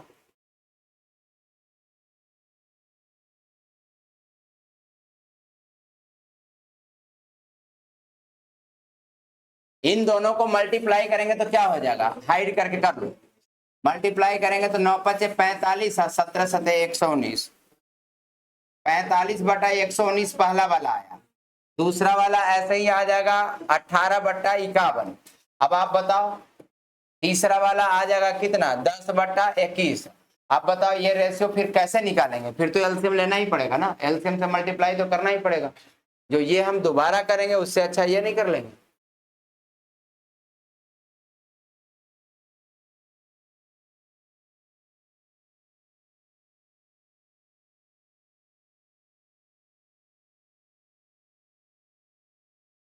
देखो आंसर यही आएगा।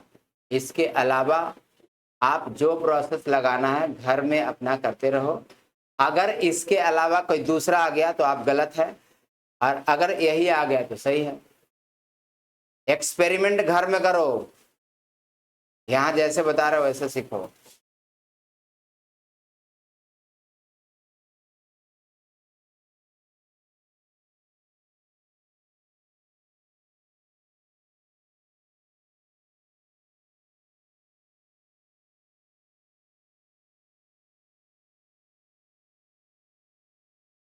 आगे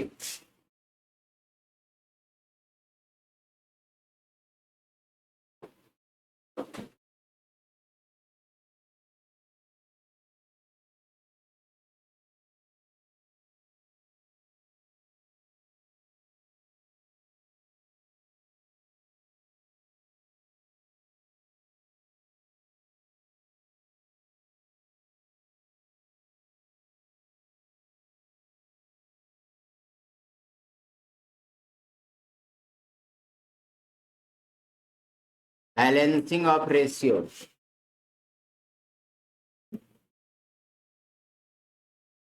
रेशियो को बैलेंस करना है। बैलेंस कैसे की जाती है? इक्विवेलेंट रेशियो बनाकर। कैसे करेंगे बैलेंस? जैसे बैलेंसिंग की किसको जरूरत पड़ेगी? जैसे मान लेते हैं 3 पर्सन है, एक पर्सन ए है, एक पर्सन बी है, एक पर्सन सी है। बैलेंसिंग की जरूरत क्यों पड़ी? मान लेते हैं कि ए है पर्सन, इसके पास 50 रुपया है, इसके पास 75 रुपया है और इसके पास 100 रुपया है। मैं कहूं कि दो दो करके कंपेयर करो आप। रियल पैसा इन तीनों के पास हमने दे दिया कि एक के पास 50 रुपया, एक के पास 75 रुपया, एक के पास 100 रुपया। मैं कहूं कि इन दोनों को कंपेयर करो पहले। ए और बी दो पर्सन है, इन दोनों को पहले कंपेयर करो। तो कंपेयर कैसे की जाएगी? डिवाइड करके। तो डिवाइड करो 50/75, यानी 25 दूना 50, 25 तिया 75, यानी ए और बी को आपने डिवाइड किया तो आया क्या? 2:3। ये क्या बता रहा है? ये रियल वैल्यू को नहीं बता रहा है, ये बता रहा है कि ए के पास अगर 2 होंगे तो बी के पास 3 होंगे। इस रेशियो को मेंटेन करेगा। क्लियर? अब बताओ बी और सी को कंपेयर करो। तो बी और सी को कंपेयर करेंगे तो 75/100 करना पड़ेगा। 25 या 75, यहां पर क्या कर लो,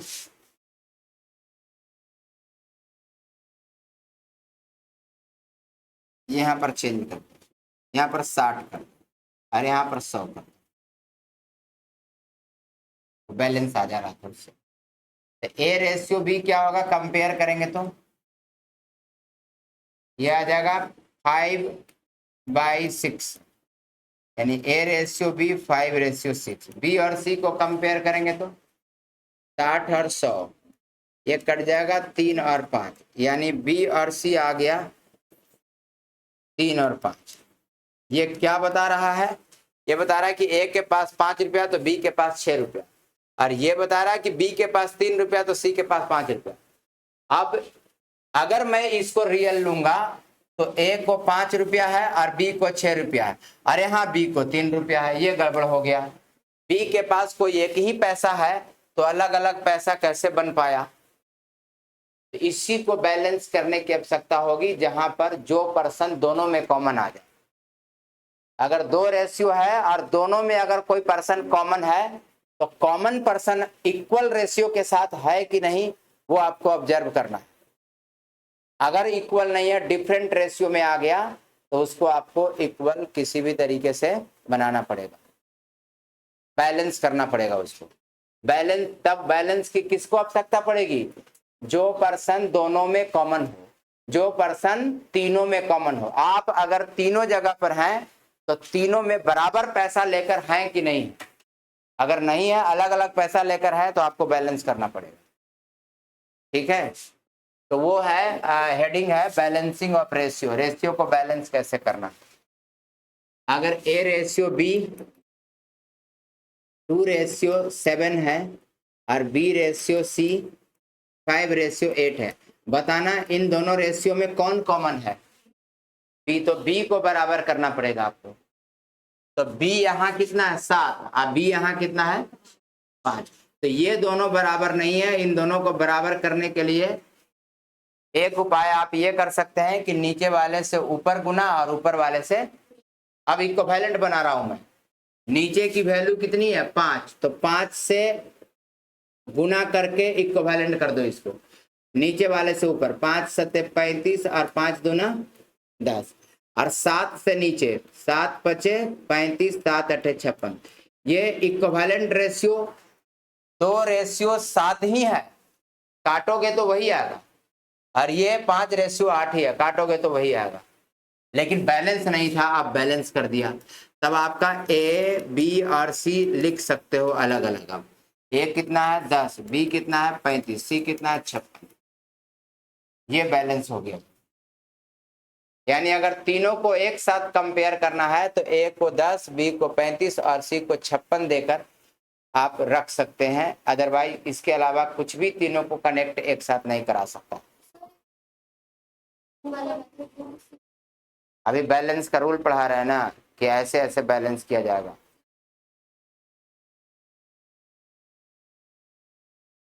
वो गैपिंग को सेम करने के लिए वो सब बताया जाएगा। अभी आप बैलेंस करना सीखिए।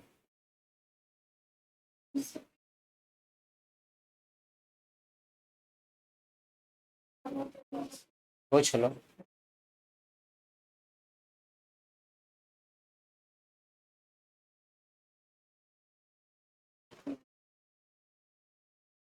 अब सुनो, अब ये बैलेंस करने का मेन मेथड है कि बैलेंस जो दोनों में कॉमन आ जाएगा उसको आपको बैलेंस करने के लिए नीचे वाली कॉमन पार्ट से ऊपर मल्टीप्लाई और ऊपर वाली कॉमन पार्ट से नीचे मल्टीप्लाई करके आप बैलेंस कर सकते हैं। लेकिन बैलेंसिंग का डिफरेंट डिफरेंट मेथड है जिससे आप बैलेंस कर सकते हो। एक मेथड तो ये है कि A ratio B, same question लिख रहा हूँ, 2:7 है और B रेशियो C आपको 5:8 है, तो B वाला का B के प्लेस पर ही वैल्यू लिखो ऐसे, और जो स्पेस खाली है उसको बगल वाले से फिल कर दो। ये स्पेस खाली है तो इसके बगल में 7 है, फिल कर दिया। ये स्पेस खाली है तो इसके राइट साइड में 5 है, फिल कर दिया। मतलब फिल कैसे करना है, या तो राइट वाले नंबर से या तो लेफ्ट वाले नंबर से। ये मल्टीप्लाई कर दो, ये 10 आ जाएगा, ये 35 आ जाएगा और ये 56 आ जाएगा। तो ये मेथड भी आप लगा सकते हो।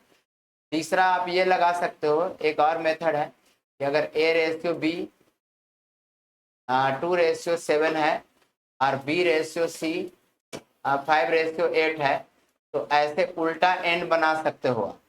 ऐसे नीचे मल्टीप्लाई, ऊपर मल्टीप्लाई, फिर नीचे मल्टीप्लाई, ऐसे कर सकते हो आप। उल्टा एन बनाकर मल्टीप्लाई कर लो। पहले नीचे करेंगे तो 5 दूना, तिरछा करेंगे तो 5 सते 35, फिर सीधा करेंगे तो 8 सते 56। लेकिन ये रूल तब काम करेगा जब ए और बी, मतलब जहां पर एंड हो रहा है वहीं से स्टार्ट होना चाहिए। अगर एंड हो रहा है बी पर तो स्टार्टिंग बी से होना चाहिए। अगर बी से स्टार्ट नहीं है तो ये रूल काम नहीं करेगा और ये रूल काम नहीं करेगा, फिर यही रूल काम करेगा। ठीक है, जैसे मैं ऐसा लिख लूं, A रेशियो B 2:7 और C रेशियो A 5:8। अब ये डायरेक्ट ऐसे मल्टीप्लाई करेंगे तो गलत हो जाए, उसके लिए अरेंजमेंट करना पड़ेगा, या फिर जैसे बताए हैं जनरल फॉर्मेट उसी से काम करो। वो भी फेल होगा, वो भी फेल होगा, इसलिए मुझे इसको अब पहले बताना पड़ा। ये रूल तब काम करेगा जब जहां एंड होगा वहीं से स्टार्ट हो। बी पर एंड हो रहा है तो बी से ही स्टार्ट होना चाहिए, ऊपर वाले भी। बट ये वाले रूल देखो काम करेगा। मैं इन दोनों में क्या कॉमन दिख रहा है? ए तुमको नहीं दिख रहा है तो ऐसे क्या बोल रही हो? ए दोनों में कॉमन क्या है? ए तो ए कॉमन है, तो यहाँ क्या है? ए की वैल्यू 2 और 8। अब इसी को आपको क्या करना है? 8 से ऊपर और 2 से नीचे। यही तो रूल बताया है कि जो कॉमन पार्ट रहेगा उसके नीचे वाले से ऊपर और ऊपर वाले से नीचे। तो 8 से ऊपर मल्टीप्लाई करेंगे, 8 दूनी 16 56। 2 से नीचे मल्टीप्लाई करेंगे 16 और 10। देखो ए बराबर मिल गया। अब आप वैल्यू लिख दो, ए को पहले 16, बी को फिर 56 और सी को फिर कितना? 10। अब ये 2 से सब कट रहा है, काट दो। 8 28 और 5, ये रेशियो हो। समझ में आ गया? तो जो दोनों में कॉमन होगा उसी कॉमन पार्ट से ऊपर नीचे मल्टीप्लाई करना है, चाहे वो कहीं भी शिफ्ट हो। ठीक है? नहीं कर सकते, कर सकते हैं, अरेंजमेंट करने के बाद कर देगा। ठीक,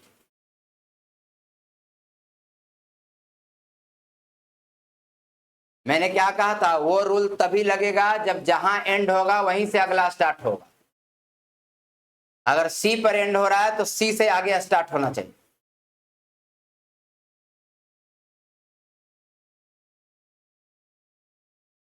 या सिंपल लैंग्वेज में समझे कि कॉमन पार्ट इस डायगोनल पर हो, कॉमन पार्ट इस डायगोनल पर हो, इस डायगोनल पर रहेगा तो काम नहीं करेगा। कॉमन पार्ट ऐसे होना चाहिए, ऐसे ऐसे ऐसे नहीं। समझ में आया? तभी ये रूल लगेगा, अदरवाइज नहीं लगेगा। तो मैं कॉमन पार्ट को बदल के ऐसे कर देता हूं, जो ऐसे दिख रहा है उसको ऐसे कर दो, क्या दिक्कत है, बदल दो। बदल रहा हूं, देखो हटाऊं इसको,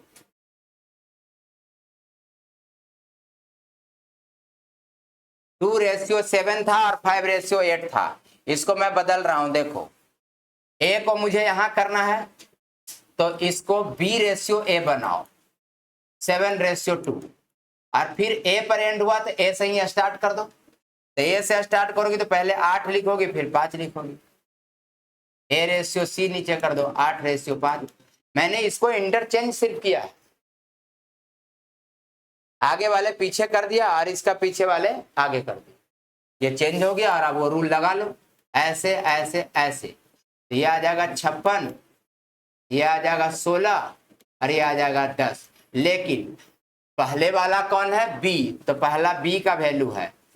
दूसरा वाला कौन है, ए, तो दूसरा ए का वैल्यू है। तीसरा वाला कौन है, सी, तो तीसरा सी का वैल्यू। लगा दिया, वही लगा दिया। ऊपर वाले भी अब लग जाएगा, लगा लो, 7:2 और यहाँ पर 8:5। ये खाली है तो 2 लिख दो, ये खाली है तो 8 लिख दो, मल्टीप्लाई कर लो, 56, 16 और 10। लेकिन अरेंज ऐसा करने के बाद पहले कौन था, बी, तो ये बी की वैल्यू है। फिर कौन है, ए, तो ए की वैल्यू है। फिर कौन है, सी, तो सी की वैल्यू है। इसमें अरेंजमेंट करना पड़ेगा, ये लफड़ा है, विदाउट अरेंजमेंट काम कर ही नहीं सकते।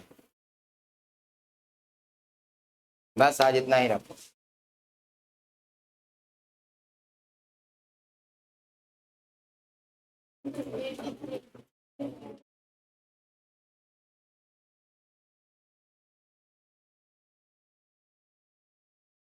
A person purchase a certain number of marble at 20 rupees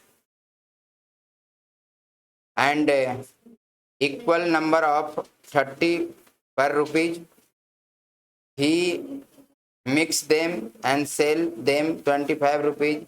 His gain or loss percent in the whole thing. नहीं पढ़ाए हैं, क्वांटिटी वाला पढ़ाया था, क्वांटिटी वाला, वही क्वेश्चन तो है। घर में ट्राई करते रहना। एलिगेशन, एलिगेशन मतलब कहीं भी लगा सकते हैं एलिगेशन। तो डायरेक्ट पुट करके देखो, नहीं आएगा।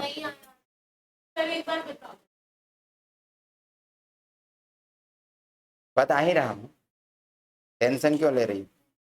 करा a person purchase a certain number of article 20 पर रुपीज, 20 पर रुपी।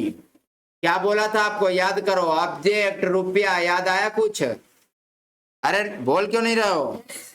20 और 1 रुपया परचेज किया, 20 और 1 रुपया। फिर कह रहा है कि and equal number of article 30 पर रुपी। कह रहा है कि सेकेंड वाला रेट से आर्टिकल खरीदा है, लेकिन 30 रुपये के हिसाब से, लेकिन नंबर ऑफ आर्टिकल सेम होना, अब बैलेंस नहीं है। आर्टिकल सेम दिख रहा है क्या आपको, नहीं, तो सेम करो। हाँ वेरी गुड। यहाँ 3 से मल्टीप्लाई तो 60 और 3, फिर 2 से मल्टीप्लाई 60 और 2। अब कह रहा है कि दोनों को मिक्स करके बेच दो, दोनों को मिक्स करेंगे तो 120 और दोनों को मिक्स करेंगे तो 5, ये 24:1 आ जाएगा। यानी कॉस्टिंग क्या है, 24:1। पासवर्ड 242, बस 3।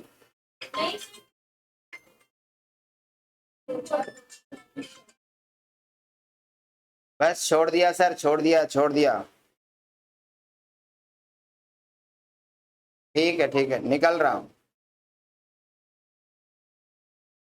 हाँ, तो ये 24:1।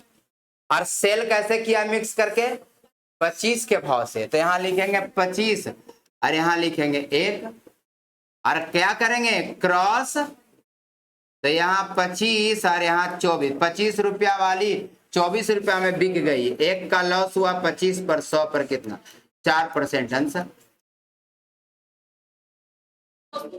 हाँ ए सुनो लड़की, ध्यान रुको, अभी बैठो। एलिगेशन का जो कॉस्टिंग प्राइस हुआ वो 25 नहीं हुआ, तुम 25 रख रही होगी बीच में, उसका कॉस्टिंग 24 है, वो निकालना पड़ेगा बैलेंस करके। बैलेंस था ही नहीं, कैसे एलिगेशन लगा देते? 89 by selling 12 toffee for a rupee, a man is lost by 20%। ये भी पढ़ाया है। प्राइस का रेशियो से क्वांटिटी का रेशियो है, बोलो, अपोजिट होता है। तो करा कि बाय सेलिंग 20 टॉफी, लेकिन सेल किया है तो 20% का इसको लॉस हो गया। तो 20% का लॉस का मतलब क्या?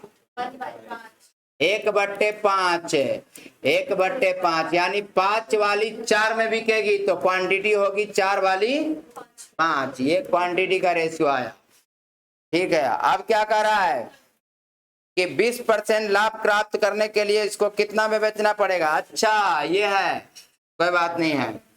20% पहले लॉस हो रहा था तो 80% में बिका, और अब 20% प्रॉफिट है तो 120% में बेचना पड़ेगा। इसका मतलब ये प्राइस का रेशियो है। पहले 80% में बिक रहा था, ये बैठिए, 40 दूना 80, 40 या 120, प्राइस का रेशियो 2-3, तो क्वांटिटी का रेशियो 3-2। 3 की वैल्यू दिया हुआ, पहले 12 बिक रहा था, अब कितना बिकेगा? 8 बिकेगा। 3 चौका 12, 4 बार में 4 से कैंसिल, यानी अगर आपको 20% लाभ कमाना है तो 12 के बजाय 8 बेचना पड़ेगा। क्लियर? ये सब बताया हुआ है।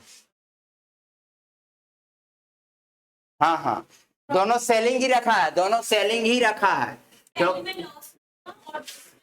प्रॉफिट रखा, हाँ जी, ठीक है। आज इतना ही।